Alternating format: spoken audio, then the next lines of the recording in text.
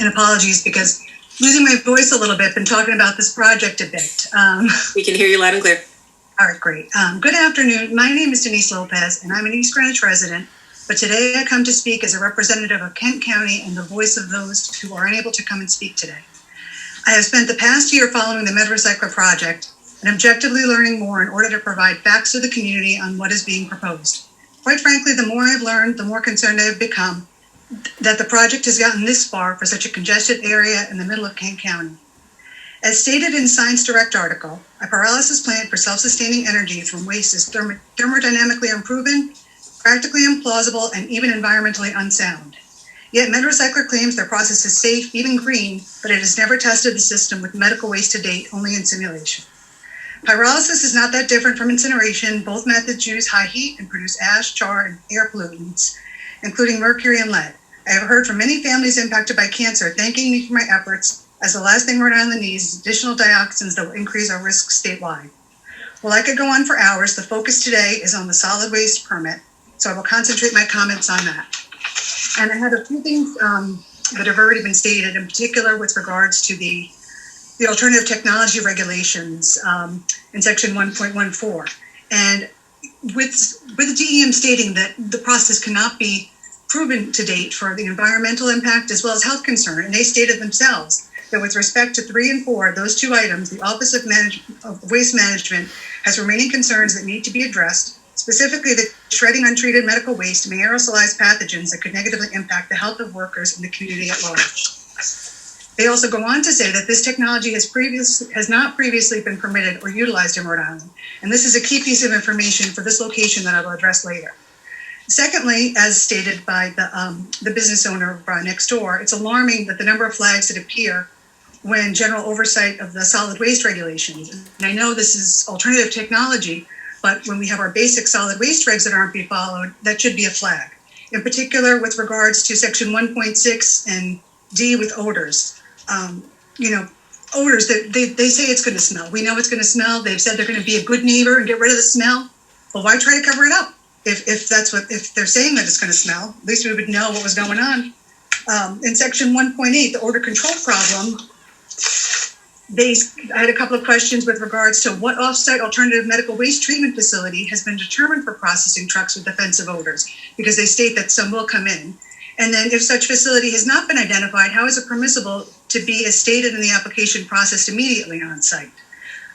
With regards to, for general solid waste permit, low level of radioactive waste, the disposal is not allowed, as stated in section E. And again, I'll send this all in an email.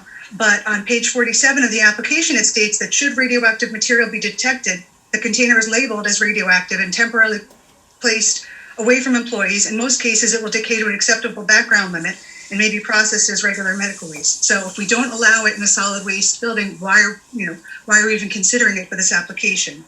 Basic general operating standards, again, safety provisions, that the facility should be designed, operated, and maintained in such a manner to protect the health and safety of the facility and personnel associated with the operation. If you don't know something is safe, it should not be tested close to an operating business or residential area. The buffer zone and the 70 employees that are next door, we've already talked about that. And also with regards to that, they have a loading dock where trucks come in daily, 6 to 8 a day. So not only the employees, but the truckloads that they're receiving daily. Moving on to general comments about the application and documents submitted by MedRecycler. Again, in the 2.5 statement, they state that they have insufficiently detailed for the testing protocols. Therefore, permit conditions have been included to require additional details on the testing protocol, department approval, and oversight prior to testing. That is a flag, because if after 2 years you still don't know how you're going to test this, the public is expected to be the guinea pigs for the environmental impact of the process. Then there are some specific discrepancies between the DEM application and the approval letter. Why does the DEM notice of intent say that MedRecycler can store medical waste when the application states that they won't? Why does the DEM notice of intent to approve say, that no more than 20 containers of regular medical waste shall be stored inside and no more than 25 outside? It just goes on. And again, I'll send some additional ones. The application is clearly still referencing even the original Johnston site. They didn't even have that updated for West Warwick. There's an employee manual, and It's the one provided is from a company called Environmental Health Concepts. I was just curious how this company represents itself as the employee manual of MedRecycler. Is it a sample of a business they're working with, or just one provided in the absence of them not having one themselves? And they use Monarch waste facilities as a comparison site, and I did have the opportunity to speak with someone in Santa Fe. And per conversation, quote, Monarch recently moved operations out of my homelands due to restrictions we placed on not processing human or non-human body parts last year, and it no longer being financially lucrative. The facility was near a residential area, and neighbors said the smell was horrible and couldn't even walk their pets outside anymore.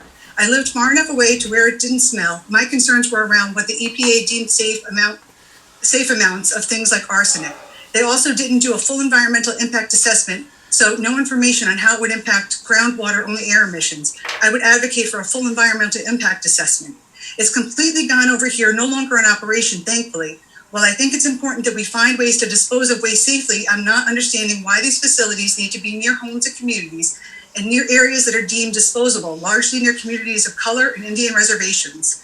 I don't know what the demographics look like in your area, but in my case, it was an environmental racism, and there's a long history of sacrifice zones where nuclear waste was dumped, uranium mining occurred.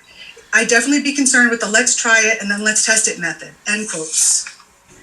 And going back in closing to the DEM alternative technology regulations stated above in subsection B, notwithstanding the provisions of 1.5 F5A of this part, the director may deny any application for just cause within the scope and intent of these regulations.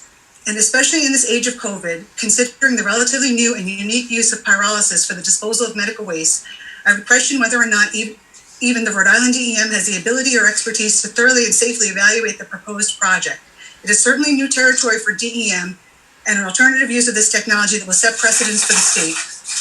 This company, and I'm sure many others, will come to Rhode Island, as many are looking for states that offer industrial bond funding for self-identified green initiatives. We are urging DEM to do their job and provide the scrutiny and oversight of this application and protect the ones you serve.